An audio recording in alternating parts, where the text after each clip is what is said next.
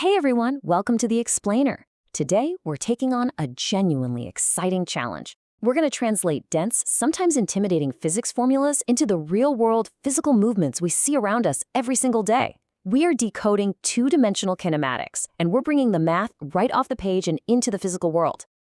Here's our roadmap for today. We're going to cover 1. Scalars versus vectors, 2. The math of vectors, 3. Motion in a plane, 4. Mastering projectile motion, and finally 5. Uniform circular motion. All right, let's jump straight into section 1, scalars versus vectors. Okay, let's dive into this, our absolute most foundational building block in physics. We've got to understand the difference between a scalar and a vector.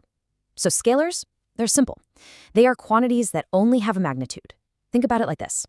Knowing a 10-centimeter aluminum cube has a mass of 2.7 kilograms, or knowing that the temperature difference between day and night is 11.4 degrees Celsius. With scalars, you're just using regular everyday algebra. But the second you add a specific direction to a quantity, boom, you enter the dynamic, dimensional world of vectors. Suddenly, we're not just talking about speed or distance anymore. We're talking about displacement, velocity, and acceleration. Which brings us to section 2, the math of vectors. Now, because vectors have that crucial directional element, we can't just add them up like ordinary numbers. To actually use these things, we need a mathematical toolkit to break them apart and stitch them back together. And that is called resolving a vector. These simple trigonometry formulas using sine and cosine are literally game changers. They let us take any angled movement and snap it into clean, easy-to-manage horizontal and vertical pieces. We call those the x and y components, and once you have those pieces, you just use the Pythagorean theorem to find the total magnitude and the inverse tangent to find the exact angle. So let's put that math to the test, all right? Picture a classic textbook word problem. A motorboat is racing straight north at 25 kilometers per hour, but there's a catch. The water current is pushing against it at 10 kilometers per hour to the south. So how do we find the boat's true final path?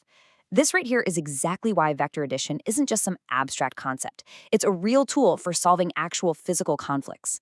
Let's actually walk through the steps here. First, we identify our two vectors, the boat's velocity and the water current. Now, instead of trying to sketch out some messy drawing, we can just apply the law of cosines to calculate the resultant magnitude. Then we hit it with the law of sines to find the exact resulting angle. By crunching these numbers, this method proves the boat is actually being pushed to a resultant velocity of about 21.8 kilometers per hour at a shifted angle of roughly 23.4 degrees east of north. See? Math literally solves the physical conflict for us. Moving right along to section 3, motion in a plane. All right, armed with our new vector toolkit, let's see how these math tools help us track objects moving freely through two-dimensional space over time. Now, what's really interesting about this is the concept of instantaneous velocity. If we look at an object's average velocity over a certain time interval, and we shrink that interval smaller and smaller and smaller until it basically hits zero, something pretty beautiful happens.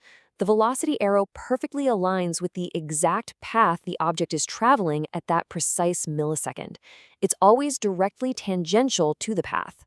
Listen, if you take away just one thing from this entire explainer, let it be this absolutely crucial kinematic rule. Horizontal and vertical motions act entirely independently. They literally do not mess with each other. This means that even when an object is moving in some wild, complex 2D curve, we don't need to panic. We can just treat it like two super simple, entirely separate straight-line math problems happening at the exact same time. How cool is that? All right, section 4, mastering projectile motion. That rule actually sets us up perfectly for a hard pivot from abstract equations right into exciting reality.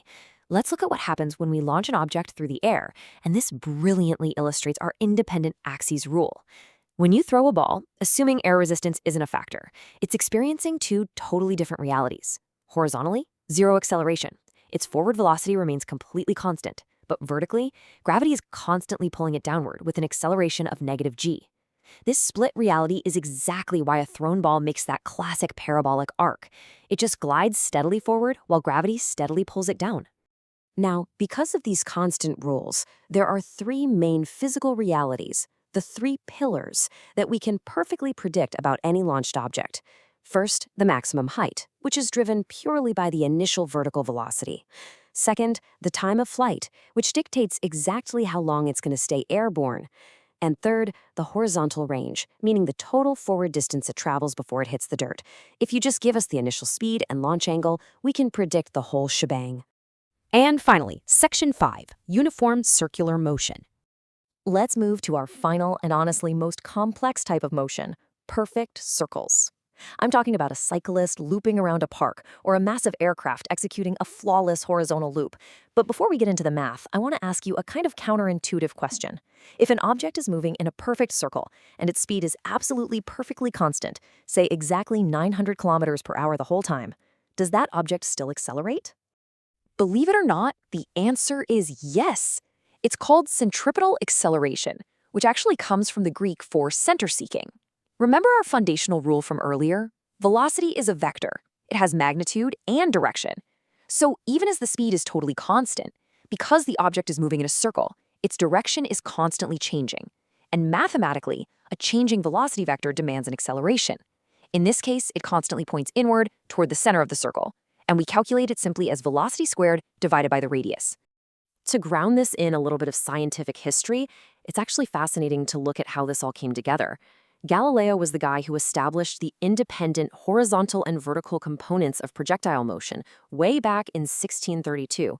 But for circular motion, while Isaac Newton later coined the term centripetal, it was actually the brilliant Dutch scientist Christian Huygens who published the first thorough mathematical analysis of centripetal acceleration in 1673. So the crucial point is this warning right here. Centripetal acceleration has a constant magnitude. The math, v squared over r, doesn't change. But it is not a constant vector. Because the acceleration arrow constantly rotates to face the center of the circle as the object moves, the direction is shifting. And that means the vector itself is always changing. Well, we have covered a ton of ground today.